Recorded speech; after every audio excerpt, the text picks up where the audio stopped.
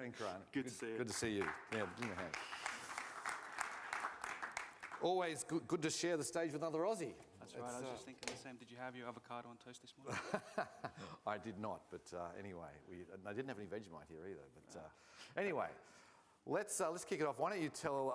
Well, firstly, tell us how another Aussie ended up here in London, and what was the sort of the thinking behind NayaOne? Yeah, cool. Good to be here. So, how did an Aussie end up in London?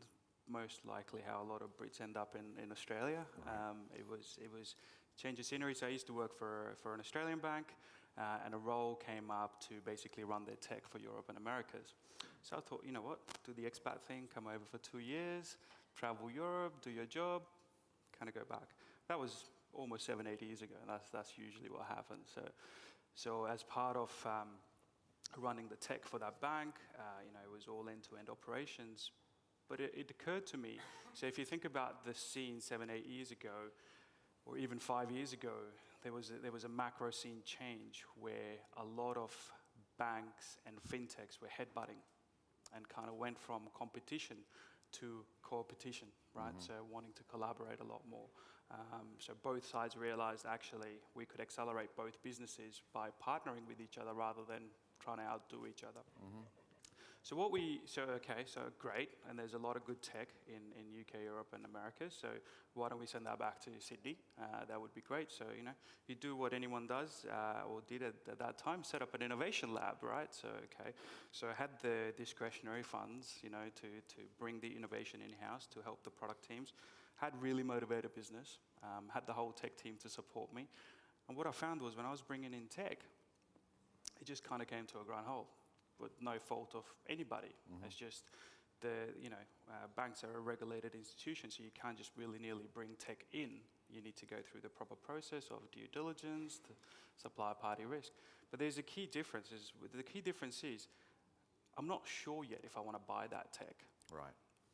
Right. I just want to evaluate. I just want to make sure that it is actually fit for my business use. It's fit from a technology landscape that I have.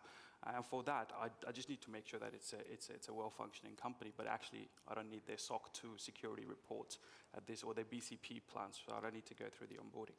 So anyway, long story short, I came up with that challenge. I thought I was doing it wrong because it's the first time I was playing in the innovation landscape as a traditional IT folk.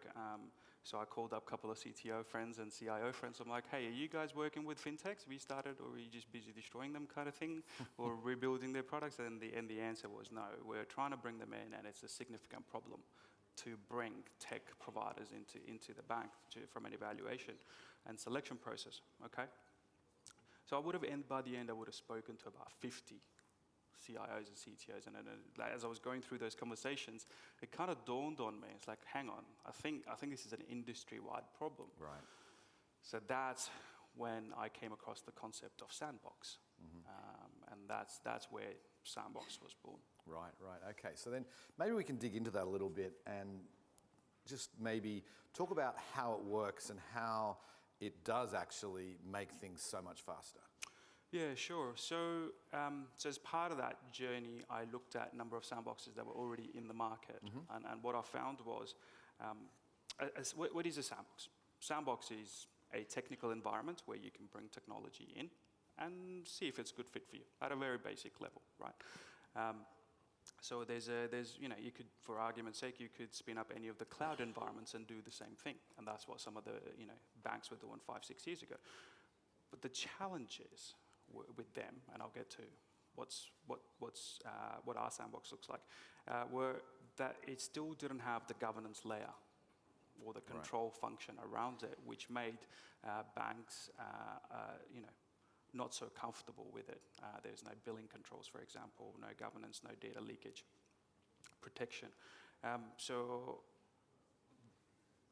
then when we created the NayaOne sandbox, we put 4 things in it, 4 main components. First thing was a marketplace of tech providers.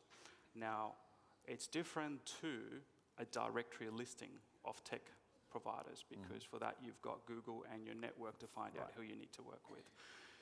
The tech providers on our marketplace are actually technically integrated into our platform.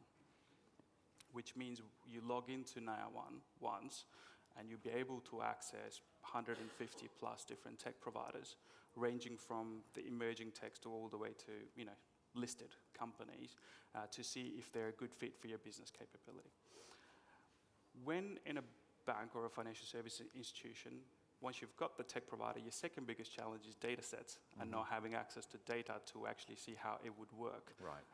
So that's the second component that we've built into the sandbox, which is the data marketplace. So it's got close to 200 different data sets, synthetic, public data sets, as well as data service providers.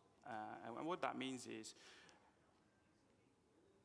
they're industry relevant. They're used by regulators, they're used by central banks, they're used by other peer high street banks and asset managers and wealth managers. So you know what data sets you're leveraging, and our customers are more than welcome to bring their own data sets into it.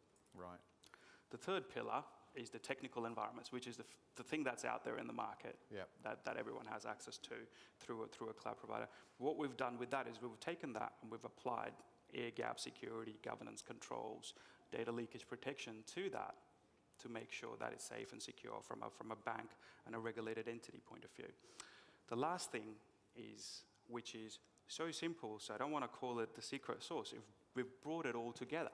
Right. How a banking user, may it be an innovation team, a product team, a technology team, who would look at technology providers to solve a business outcome, right? So that's the sandbox, and which is so at NayaOne we've got two offerings, which is the digital sandbox and Fintech as a service. So in the sandbox we talk about discover and evaluate, and then we talk about scaling to production using Fintech as a service. Right, so can you maybe just take us through an example, either a real life one with, I don't know if you can name names or not, it doesn't really matter, but just take us through an example of how a bank can kind of use your system, and what are some of the use cases they're actually doing to make it so much quicker?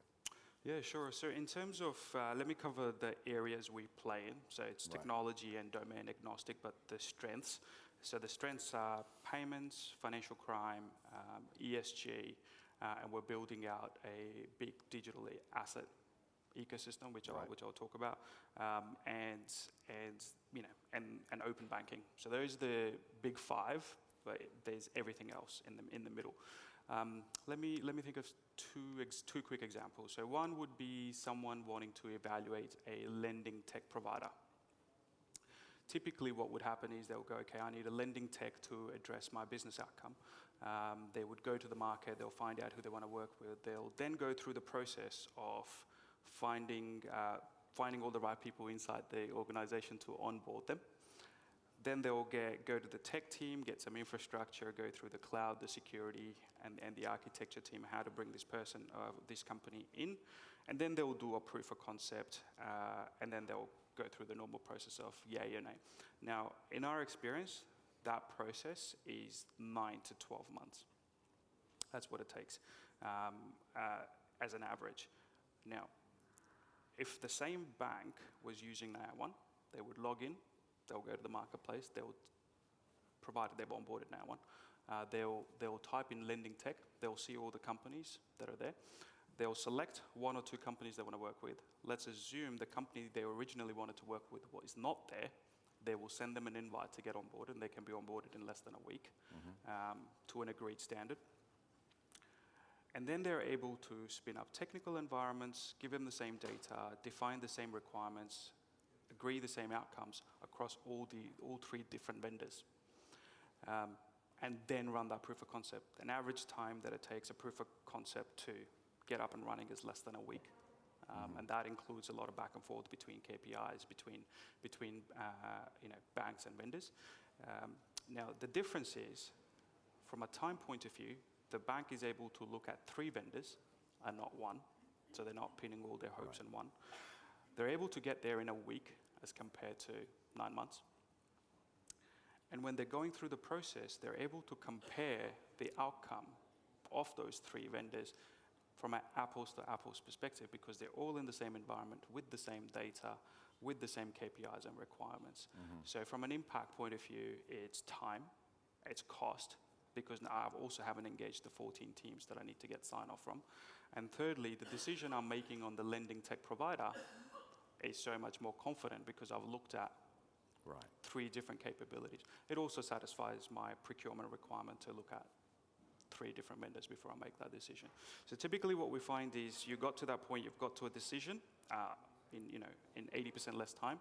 At that point, you can activate the procurement process and you can activate the product team working with the vendor to build it out, which means the whole point of doing this is to get the product in the customer's hand faster, right? Right. So that you've shaved about 12 months off that process to get the product to market. Because we find you have an idea, you go through the whole process, but by the time you get product to market, it's 2 to 3 years, right? Sometimes quicker, and the reality is the market's starting to shift by that point, especially these days. Yeah, for sure. So then let's talk about digital assets and the move from sort of Web 2 to Web 3, because that's obviously a move that many companies are thinking about, and they really need to have some sort of test environment because it's so new. So tell us a little about the ecosystem that you're about to launch and how that works. Yeah, so we spoke to close to 200 different digital asset and Web3 type companies. And I'd say Web3 because it's still such a new idea, and there is a pocket of companies that are kind of signaling Web3, but there's nothing Web3 about them. Right. So what we've done is we've kind of broken that into a bit of a value chain, and just at a high level, we look at custody and solutions that sit around the custody proposition, a lot of tokenization, and a lot of financial crime related type capability, right, and distribution. So if you think about those are the 4 areas we're focused on. We've got about, speaking to the team yesterday, we've got about 35 odd companies that are already on the stack, and we're kind of finalizing who the companies we're going to launch with. But the idea is, to your point, banks who are exploring this space or active in this space or have been building on some of the enterprise blockchains for a while would basically go, okay, but that can't just operate on its own. I need to replicate my Web 2 in Web 3 and make sure it interoperates. So for that, you need a lot of tech, right? So there's a big thing about fragmentation in not just the digital asset ecosystem, but just in the ecosystem in general, and interoperability between different tech is the key. So they come to the platform and they go, right, well, I've picked my custody solution, right? But from a custody solution point of view, what else do I need? Okay, what do I need for financial crime? I've got new assets coming, and that company's really good on tokenizing the housing market, for example, or the real estate. And how does it feed back into my general ledger, right? As an example. So doing all that could take a number of years. Right. But you could go to NayaOne.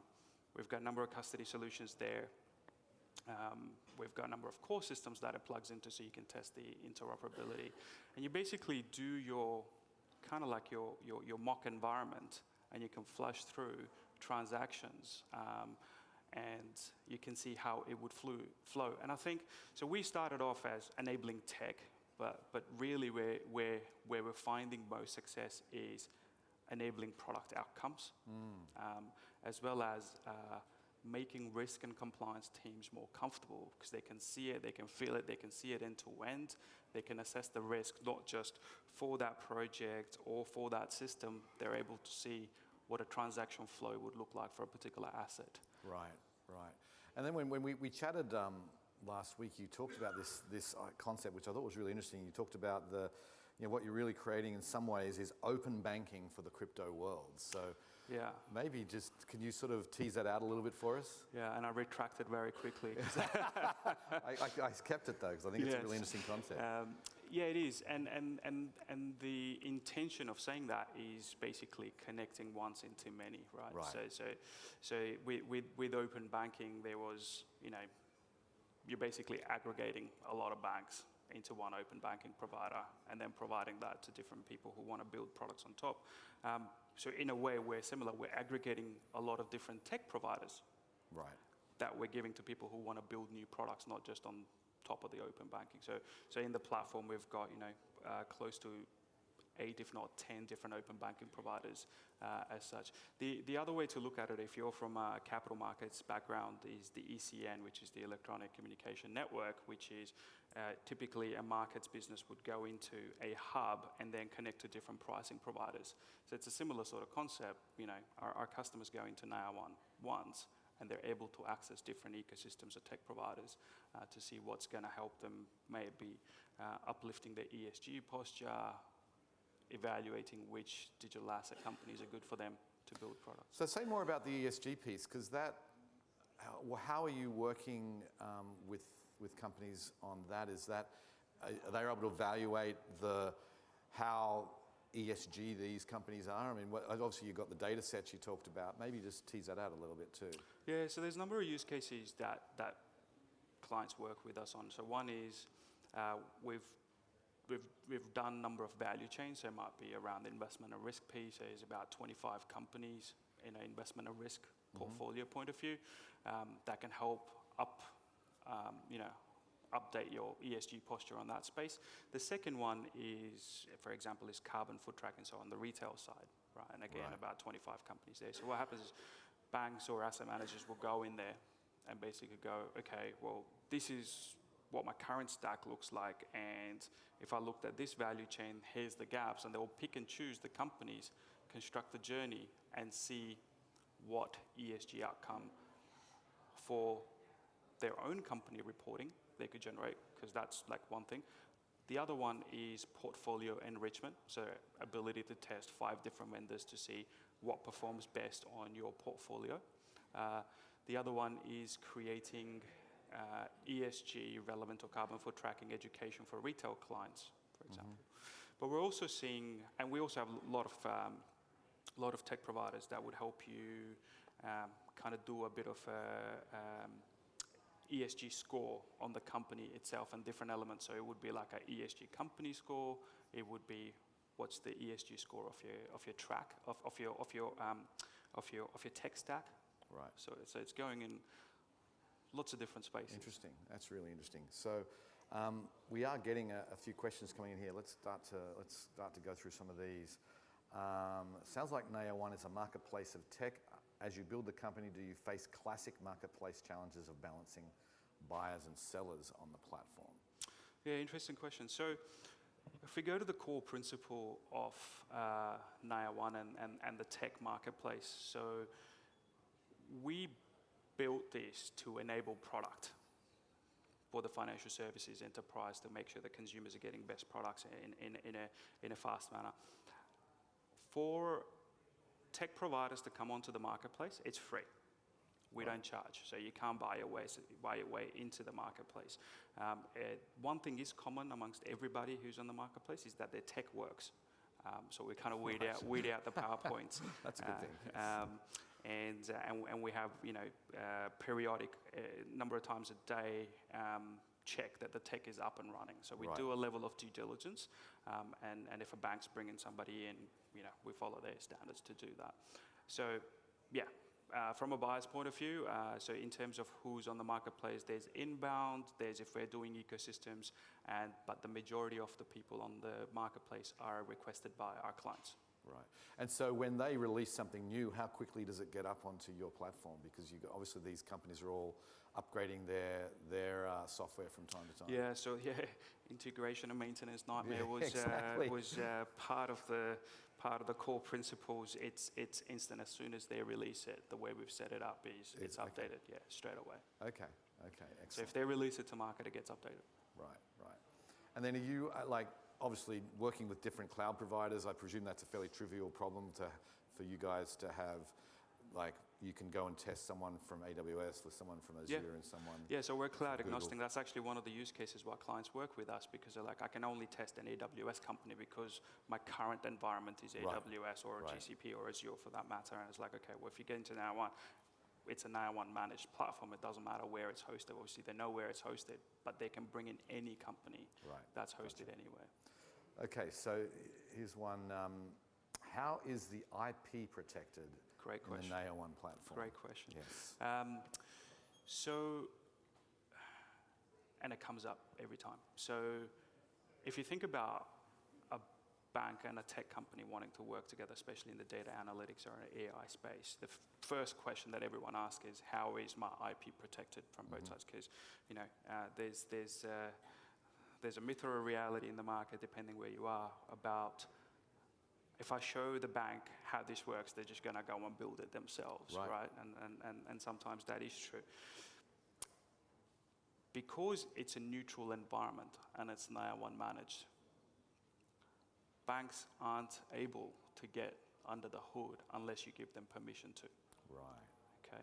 So they're there to evaluate the capability. We've had in the digital asset space where we deployed a whole, stablecoin company, bunch of different nodes between different banks, and one of the banks wanted to go, I want to see how we deploy it, how we get to performance, and they couldn't do that unless we had the consent and agreement from the vendor to let them have access to that. So that's at that level. The second point is, in general, like if you and I are having a conversation and you had a great idea and then I went ahead and built it about the IP, which is, we encourage both banks and fintechs, so while we've got contracts with both of them, to have an NDA and an IP agreement before they start doing anything, which is just good hygiene. And then I imagine for those banks that they probably don't need to look under the hood initially, but once they go, okay, this one is really interesting to us, we now need to look under the hood. Do they? Correct. They then you were able then to update their permissions. Yeah, because they're like, okay, we're going to start with 3 AI companies. Okay, 2 of them are okay, but this one really hits the mark.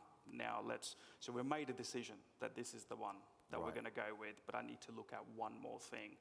Can bring in the vendor and basically go through the detail. Right. And at that point, IP documents are put in place. Okay, another one here is, how is due diligence accomplished for regulatory compliance? A RegTech solution, question mark. I'm trying to understand that question. I mean, I guess... how is due diligence accomplished for regulatory compliance? Yeah, so I guess how are you set up with, are the regulators, have they approved your sandbox? Is everything kind of set up for FCA compliance? Yeah, so FCA is a customer of ours. Right. But as any regulator, they would not endorse a product. Yeah, well, they have their own. They use the product to run their own sandbox, and that is where the regulatory compliance comes in. We're a tech infrastructure product, so I think that's why I'm confused by the question, because the regulatory compliance happens with the regulator. We wouldn't touch that. But the platform has elements that the regulator needs to make their job easier.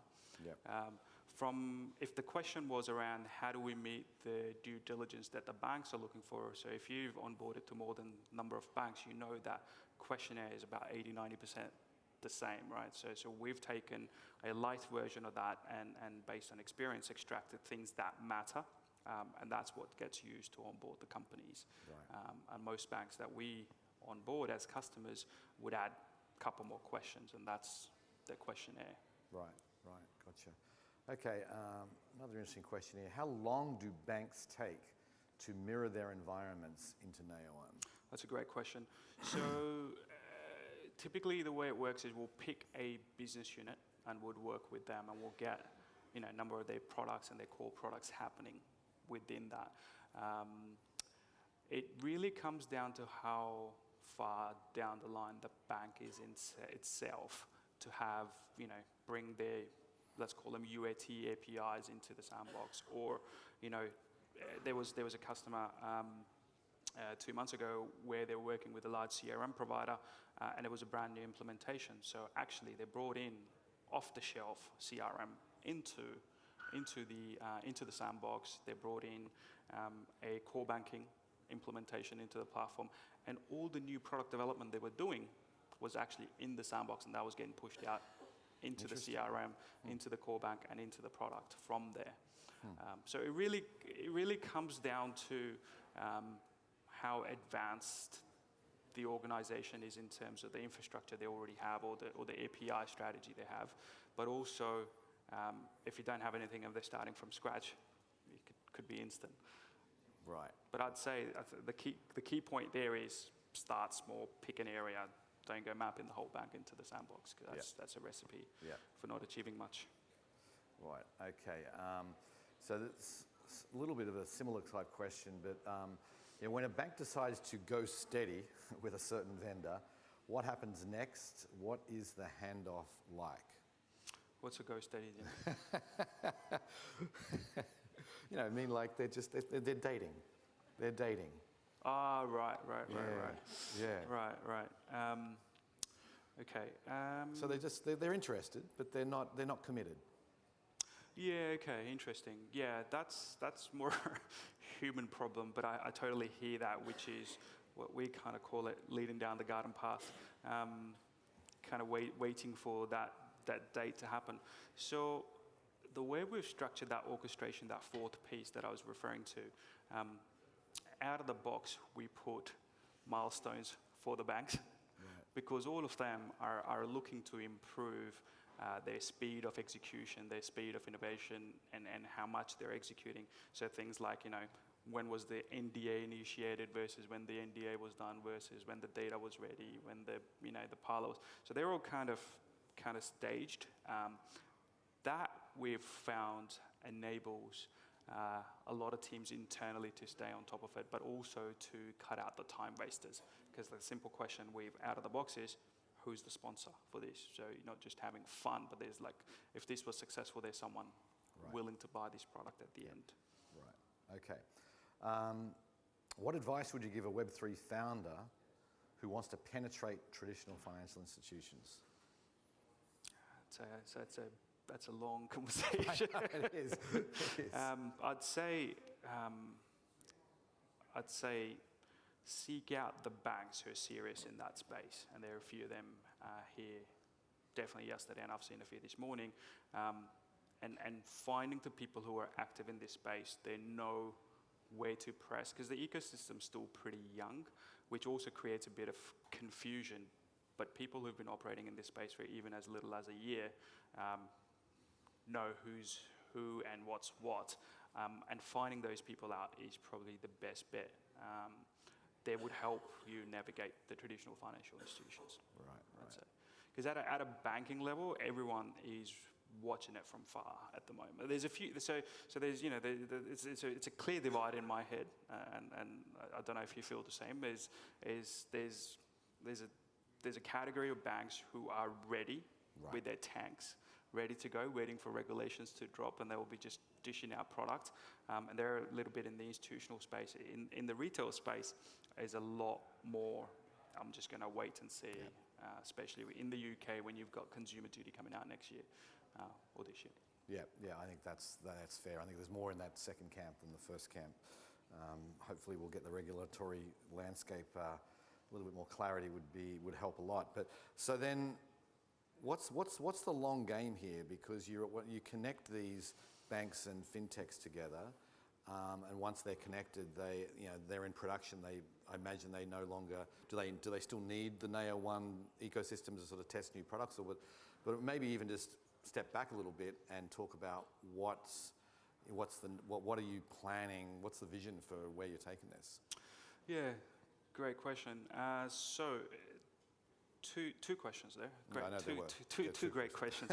So in terms of do banks still need NayaOne once they've done their experimentation? Yeah. If you look at the change cycle in the bank, that never goes down. That's always it's there all the time, right? Yeah. So it might be one business unit this year, it might be a second business unit next year, and third business unit next year. So there's always change going on. And from a macro climate point of view, it's really hard to hire talent. I don't need to say that. Everyone knows it. So the bank shifted from buy versus build to a couple of years ago. And right now, they're tripling down on it because there's no way they can get product out to market in time. So that kind of like fuels our business because we're kind of making that find the right partner. You want to work to get your product out to market sooner. So it kind of fuels that. So I don't see that requirement going away. Right. The other thing is the whole embedded finance and Web3 space, right, which are both enabling, you need a number of different businesses to work together to enable the embedded experience. Right. Again, the whole interoperability and connecting to each other. So that's core to our business. So I don't see that going away. And more, we're having people test a number of companies together in a use case, not just one company to evaluate that. Right. The long game is hopefully get to a point where experimentation is so easy and it could be made available at masses, and we just focus on fintech as a service, which is, right, this is the product I want to get to market. Okay, plus it comes with sandbox and data sets. Right, so rather than kind of educate the market, how can you get your product to production faster or to your customers faster? It's like, okay, we know we can do that because there's enough people in the market doing this. And then we work backwards. Right. And you kind of go, okay, I need to create that embedded experience. I go to NayaOne, I pick the right people, throw in a couple of ESG providers and see what that looks like as an overall product offering. And by the way, it comes with Sandbox, so I can actually try them out. That's true. It's a good place to end it. Well, it's a global challenge. It's not just here in the UK. Obviously, this is a challenge all over the world. So that's true. Good luck to you, and thanks for joining us today. Thank you. Good questioning. Thanks, you. Man. Cheers. See ya.